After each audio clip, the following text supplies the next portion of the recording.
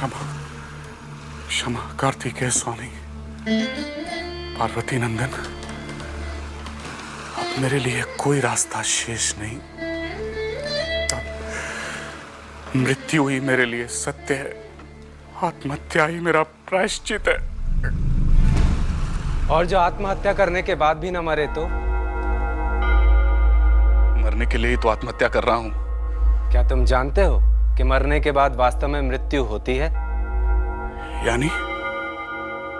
क्या तुम्हारे शरीर के मरने से तुम्हारी मृत्यु होगी? तुम उसे कैसे मार सकते हो जो कभी नहीं मरता?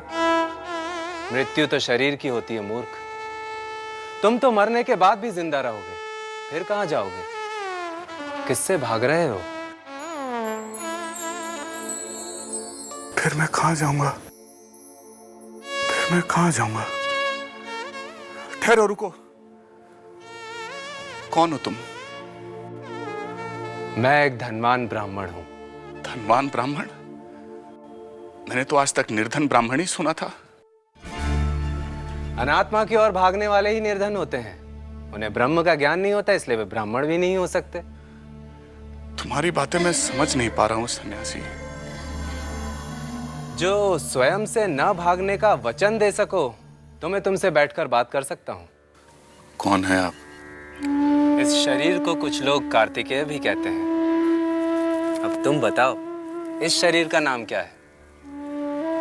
अरुणगिरी। तुम आत्महत्या क्यों कर रहे थे?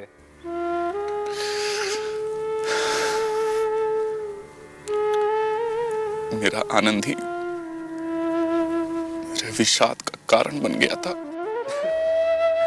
जो बदल जाए वह आनंद कैसा? जो क्षणिक है, अस्थायी है, वह आनंद कैसा? मैं तो उस आनंद में रमा रहता हूं जो स्थायी है। तुम जिस आनंद के पीछे भाग रहे थे वह अस्थायी था। मेरा आनंद इससे भिन्न है, जो किसी व्यक्ति या वस्तु के द्वारा नहीं मिलता, इसीलिए उसे मुझसे कोई छीन भी नहीं सकता। तो क्या जो मैं अब तक भोग रहा था वह सच नहीं था? यदि वह सच होता तो तुम आत्महत्या क्यों कर रहे होते? तो क्या मैं भी स्थायी आनंद की अनुभूति कर सकता हूं जिसे आप जानते हैं? क्या तुम वह विवेक जागृत कर पाओगे जिससे तुम आत्मा और अनात्मा को अलग अलग देख सको?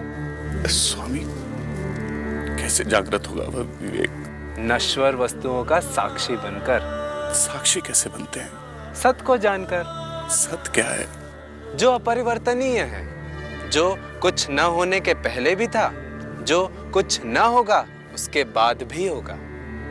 जन्म से लेकर मृत्यु तक हमारे शरीर में अनेकों बदलाव होते हैं। विचार बदलते हैं, काल बदलता है, परंतु कुछ ऐसा भी है जो कभी नहीं बदलता। मैं उसे कैसे देख सकता हूँ? हमारी प्रकृति और हमारे शरीर की चेतना, हमारे इंद्रियों की सक्रियता उसी के होने का प्रमाण है। यानी उसी की इच्छा से हम जीते हैं और मरते हैं, उसी की इच्छा से नदियां बहती हैं, उसी की इच्छा से आग जलती है, जलाती है।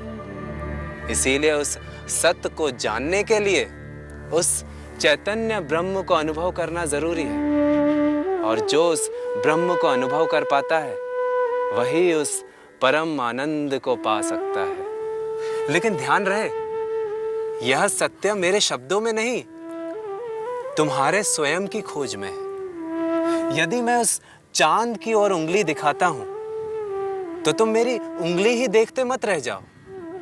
मेरी उंगली छोड़कर आगे बढ़ो, तभी तुम उस चांद को देख पाओगे।